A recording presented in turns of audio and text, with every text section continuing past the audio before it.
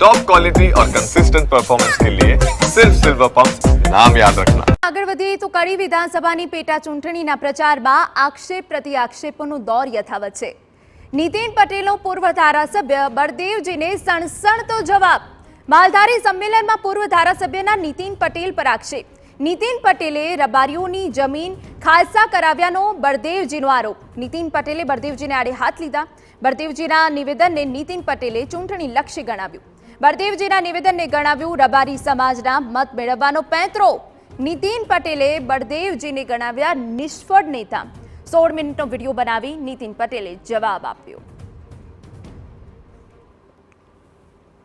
એમણે જે લોકોને 5 વર્ષથી હેરાન કર્યા, લોકોને બ્લેકમેલ કર્યા, પૈસા બનાવવાનું કામ કર્યું, એના કારણે વિધાનસભાની ચૂંટણીમાં કલોલની જનતાએ પણ એમને પરાસ્ત કર્યા છે।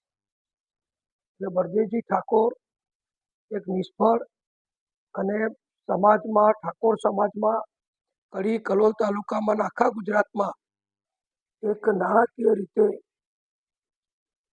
બ્લેકમેલર તરીકે એ પ્રસ્થાપિત થયેલા છે।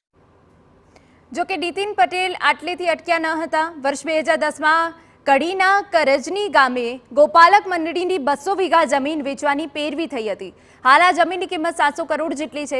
નીતિન પટેલે આ સરકારી જમીન વેચાતા અટકાવી હતી। બળદેવજી ઠાકોરને નીતિન પટેલે જમીનોના મોટા દલાલ ગણાવી કહ્યું કે બળદેવજીએ પોતાના વતન જાલોડા ગામમાં જ દલાલી કરીને પોતાના સમાજના લોકોની જમીનો નીચા ભાવે વેચાવી દીધી।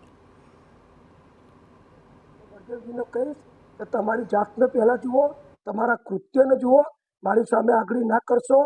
મેં તો પ્રજાના વિકાસના નર્મદા સહિત અનેક કામો કર્યા છે। તમારા જાલોડા ગામમાં આપણા કડીના ખાખરિયા ટપ્પાના ગરીબ લોકોને એ નર્મદાનું પાણી મળ્યું, એમાં હું પણ સહભાગી છું। પણ તમે તો ખેડૂતોની જમીનો નીચા ભાવે લખાઈ દીધી છે।